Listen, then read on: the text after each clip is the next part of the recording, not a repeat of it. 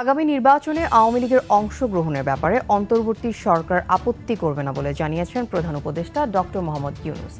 সব রাজনৈতিক দলের অংশগ্রহণে নির্বাচন চেয়েছে বিএনপি। প্রধান রাজনৈতিক দল হিসেবে বিএনপির মতামত উপেক্ষা করবে না বলেন তিনি। আমরা শান্তিপূর্ণ প্রতিবাদের অধিকারকে সমর্থন করি এবং বাংলাদেশ সরকারকে স্পষ্ট করে দিয়েছি বিরোধী দলগুলোর শান্তিপূর্ণ আন্দোলন বিক্ষোভে সহিংস দমনপীড়নে জড়িত হওয়া কোনোভাবেই উচিত নয়। বাংলাদেশে সংখ্যালঘুদের ওপর নির্যাতন এবং আওয়ামী লীগ নেতাকর্মীদের ওপর সরকারের দমনপীড়নের প্রশ্নে এভাবেই নিজেদের অবস্থান আবারও স্পষ্ট করল মার্কিন যুক্তরাষ্ট্র। মূলক মামলার শিকার হচ্ছেন যাদেরকে আপনার কি বলবার বাণিজ্যিক কারণে যাদের মামলার আসামি করা হয়েছে তাদের জন্য বিরাট একটা প্রতিকারের সুযোগ সৃষ্টি হবে। আশ্চর্য লাগে, তবে এই দেশে এরকম ঘটনা এর আগেও হয়েছে। সবই সম্ভব যখন প্রভাবশালী কোনো ব্যক্তিত্ব যারা জেলে থাকেন বা কারাগারে থাকেন, এরকম ঘটনা নিয়ে মাঝে মাঝেই গণমাধ্যমগুলোতে প্রতিবেদন হয়। আসসালামু আলাইকুম রহমতুল্লাহ, সবাই কেমন আছেন? আশা করি সবাই অনেক অনেক ভালো এবং সুস্থ আছেন। সবাইকে স্বাগতম জানাচ্ছি আমাদের আরেক নতুন ভিডিওতে। প্রতিদিনের মতো আমি আপনাদের সিরিয়াত ফারুকি আবারও চলে আসলাম নতুন একটা ভিডিও নিয়ে। আজকের ভিডিও টাইটেল এবং থাম্বনেল দেখে ইতিমধ্যে বুঝতে পেরেছেন আজকে কি বিষয়টা নিয়ে কথা বলবো। আজকে যে বিষয়টা নিয়ে কথা বলবো খুবই গুরুত্বপূর্ণ একটা বিষয়। তো দর্শক, ইতিমধ্যে আপনারা সবাই ভিডিওর শুরুতেই কিছু অংশ দেখেছেন ভিডিওর। একটু পর আমরা ভিডিওর বাকি অংশগুলো দেখবো। তার আগে আপনাদের ছোট একটি অনুরোধ জানিয়ে রাখতে চাই, যারা আমাদের ফারুকি অনলাইন ইউটিউব চ্যানেলটিতে এখন আছেন প্লিজ দরকার আমাদের চ্যানেল সাবস্ক্রাইব করে সাথে থাকবেন। বেশি কথা বাড়াচ্ছি না, আমরা ভিডিওর বাকি অংশগুলো একটু দেখি। আগামী নির্বাচনে আওয়ামী লীগের অংশগ্রহণের ব্যাপারে অন্তর্বর্তী সরকার আপত্তি করবে না বলে জানিয়েছেন প্রধান উপদেষ্টা ডক্টর মোহাম্মদ ইউনূস। সব রাজনৈতিক দলের অংশগ্রহণে নির্বাচন চেয়েছে বিএনপি। প্রধান রাজনৈতিক দল হিসেবে বিএনপির মতামত উপেক্ষা করবে না বলেন তিনি। তবে ভারত থেকে শেখ হাসিনাকে ফেরাতে বাংলাদেশ চেষ্টা করবে বলেও আবারও জানান প্রধান উপদেষ্টা। আরও জানাচ্ছেন প্রণব চক্রবর্তী।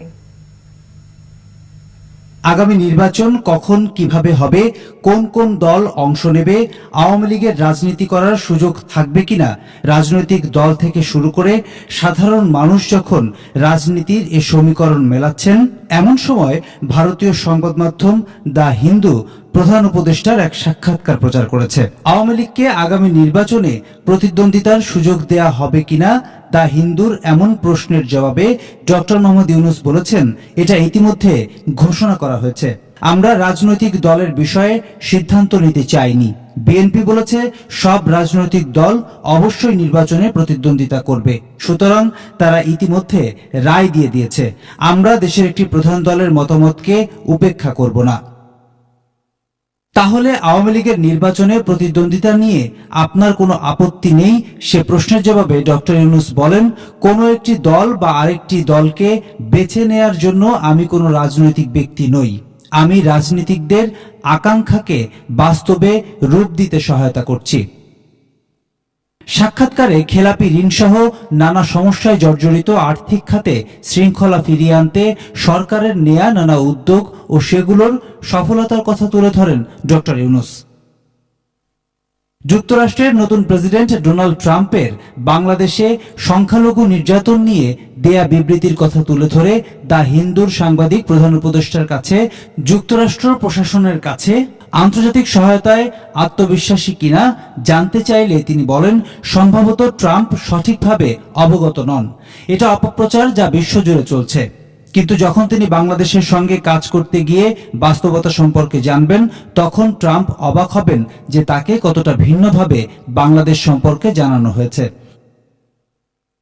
উপদেষ্টা পরিষদে ইসলামপন্থী এজেন্ডা এগিয়ে নেওয়ার মতো কেউ আছে কিনা তার উত্তরে প্রধান উপদেষ্টা বলেন, উপদেষ্টা পরিষদের প্রতিটি সদস্য হয় মানবাধিকার কর্মী যারা নিজেরা ভুক্তভোগী হয়েছেন, অথবা পরিবেশ অধিকার কর্মী, অথবা নারী অধিকার বা অন্য অধিকার কর্মী। সুতরাং তারা সবাই অধিকার কর্মী।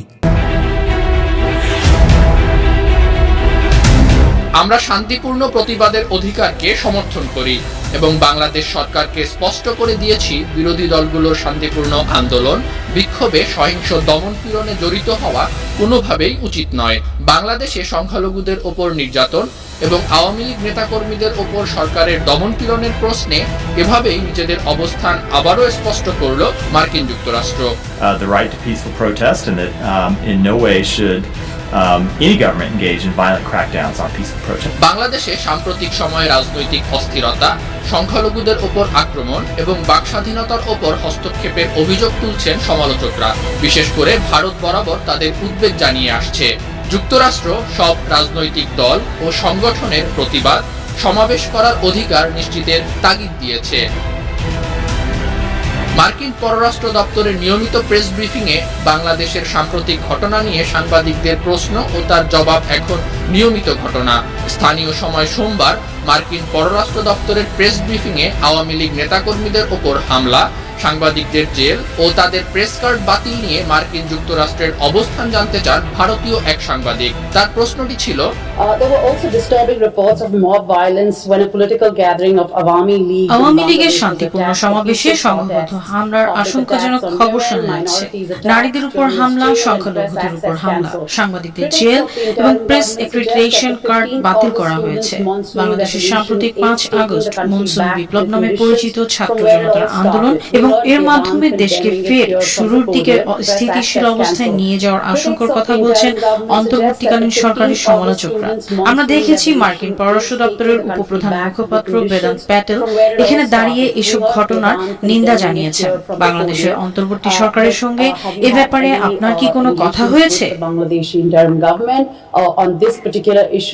জবাবে বাংলাদেশের অন্তর্বর্তীকালীন সরকারের সঙ্গে নির্দিষ্ট কোনো কূটনৈতিক আলাপের বিষয়ে বলতে অপারগতা প্রকাশ করে মার্কিন পররাষ্ট্র দপ্তরের মুখপাত্র বলেন, I'm not going to speak to private diplomatic engagements from here, but we have made clear. আমি এখান থেকে ব্যক্তিগত কূটনৈতিক সম্পর্কের সঙ্গে জড়িত বিষয় নিয়ে কথা বলতে চাচ্ছি না। তবে আমরা বাংলাদেশ সরকারকে স্পষ্ট করে দিয়েছি, যেমনটি আমরা সারা বিশ্বের দেশগুলির কাছে স্পষ্ট করে দিয়েছি যে আমরা শান্তিপূর্ণ প্রতিবাদের অধিকারকে সমর্থন করি এবং শান্তিপূর্ণ বিক্ষোভে সহিংস দমনপীড়নে জড়িত হওয়া সরকারের কোনোভাবেই উচিত নয়।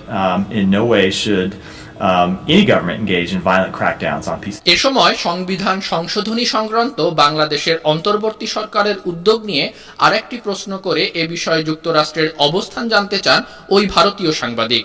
তার প্রশ্নটি ছিল, বাংলাদেশের অ্যাটর্নি জেনারেল সংবিধান থেকে ধর্মনিরপেক্ষতা শব্দটি বাদ দেওয়ার প্রস্তাব করেছেন, যেখানে দেশটিতে ধর্মীয় সংখ্যালঘুদের উপর আক্রমণ বাড়ছে।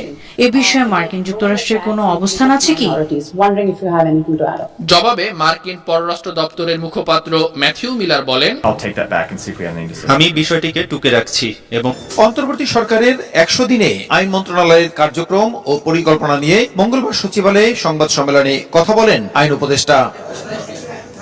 ছাত্র জনতার আন্দোলনে 1 জুলাই থেকে 5 আগস্ট পর্যন্ত দায়ের করা সব ফৌজদারি মামলা প্রত্যাহার করা হয়েছে বলে জানান উপদেষ্টা। সাইবার সিকিউরিটি আইনে হওয়া সব মামলাও বাতিল হবে, তবে হ্যাকিং ও সাইবার অপরাধ সংক্রান্ত মামলা চলবে। আদালতে আইন কর্মকর্তা নিয়োগ দেয় ঢালাও মামলা প্রতিরোধ করা সম্ভব হবে বলেও জানান তিনি। বলেন, আপিল ও হাইকোর্ট বিভাগে 2 সপ্তাহের মধ্যে বিচারক নিয়োগে নতুন আইন করা হবে। শত্রুতামূলক মামলার শিকার হচ্ছে, যাদেরকে আপনার কি বলবার বাণিজ্যিক কারণে যাদের মামলার আসামি করা হয়েছে, তাদের জন্য বিরাট একটা প্রতিকারের সুযোগ সৃষ্টি হবে এই সকল আদালতে সরকারি প্রকৌশলী আপনার রিক্রুট করার মাধ্যমে। সাইবার সিকিউরিটি অ্যাক্ট বাতিল করে সাইবার সুরক্ষা আইন যেটা করা হবে, সেটা ড্রাফটটা আমরা করে দিয়েছি। এই ড্রাফটটা আমরা তথ্য প্রযুক্তি মন্ত্রণালয়ে পাঠাবো। উপদেষ্টা পরিষদের আমরা সাইবার সিকিউরিটি অ্যাক্ট বাতিল হবে আপনাদের বলেছি। বাতিল হওয়ার সাথে সাথে এই আইনের অধীনে যে সমস্ত স্পিচ অফেন্সের, কথা বলার অপরাধে যেই সমস্ত মামলা হয়েছিল, অভিযোগে যে সমস্ত মামলা হয়েছিল, স্পিচ অফেন্স হয়রানিমূলক ছিল এই মামলাগুলা, সেই মামলাগুলা একসাথে রহিত হয়ে যাবে।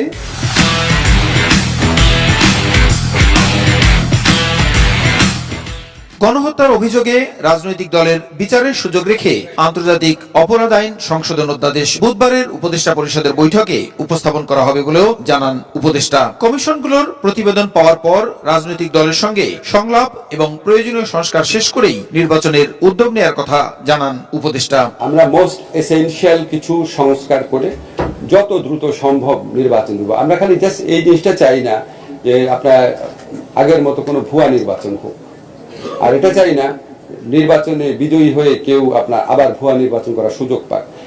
এটা ছাড়া আর কোনো স্বার্থ নাই। আইন মন্ত্রণালয়ের কর্মকর্তা কর্মচারীদের সম্পদের হিসাব সংগ্রহ শেষে যাচাই বাছাই চলছে বলেও জানান আইন উপদেষ্টা।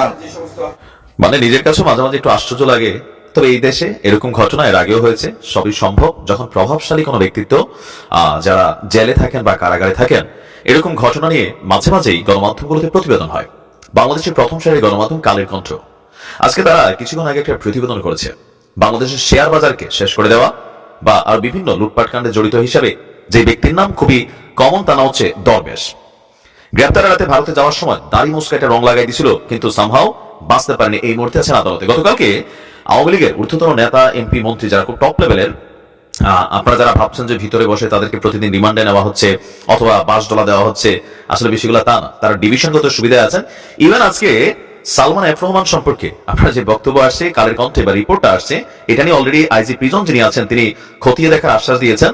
তো কালের কণ্ঠের পত্রিকাটির দাবি, বেক্সিমকো গ্রুপের কর্ণধার এবং সাবেক প্রধানমন্ত্রী শেখ হাসিনার বেসরকারি খাত বিষয়ক উপদেষ্টা সালমান এফ রহমান কারাগারে বসেও দেশের বিরুদ্ধে এই মুহূর্তে ষড়যন্ত্র অব্যাহত রেখেছেন।